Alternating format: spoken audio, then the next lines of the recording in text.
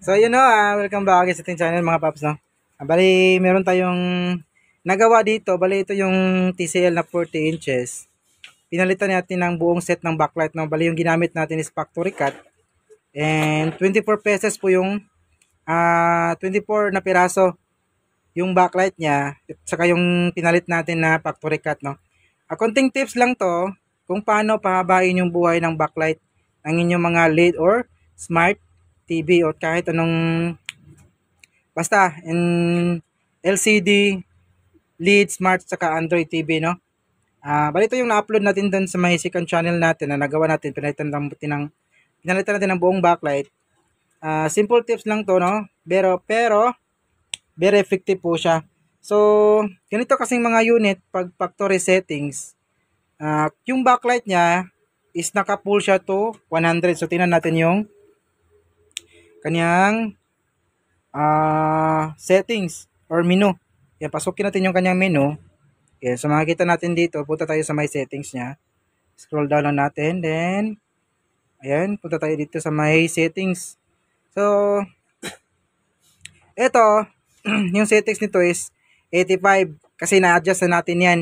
Bali yung yung kanyang settings talaga, yung standard or yung kanyang factory setting is 100 siya. So, ayan,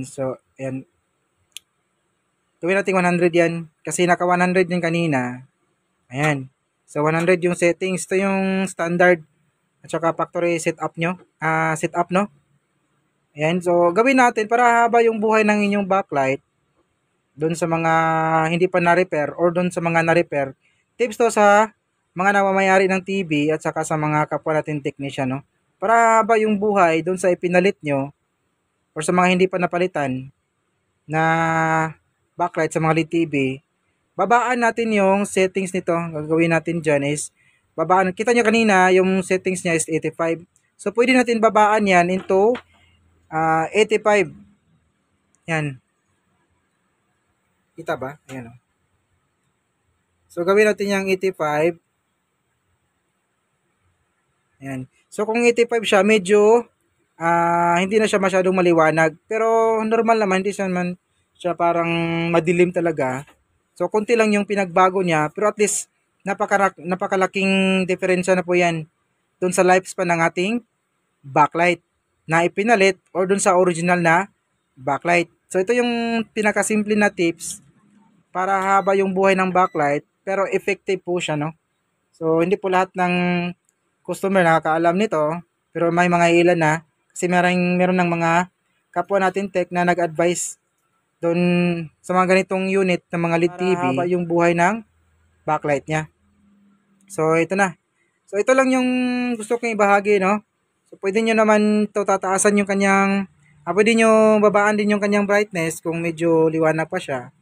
Tsaka yung contrast niya, pwede nyo gawing 45. Pero ito sa akin is, ginawa natin is 50 lang. Doon sa 50 lang yung settings ng ating backlight, brightness at saka contrast, no? Ayan, so tingnan nyo. Ayun. Backlight 85, brightness 50, then contrast 50. So, okay na yan. Normal naman yung liwanag niya. Hindi naman siya madilim, no? Ayan. So, ito lang yung tips na gusto kong ibahagi, no? And salamat nga pala sa mga natsagang nanood. May God be with us always. And this is your service, Ryan Crossetech. See you in our next video. Peace out.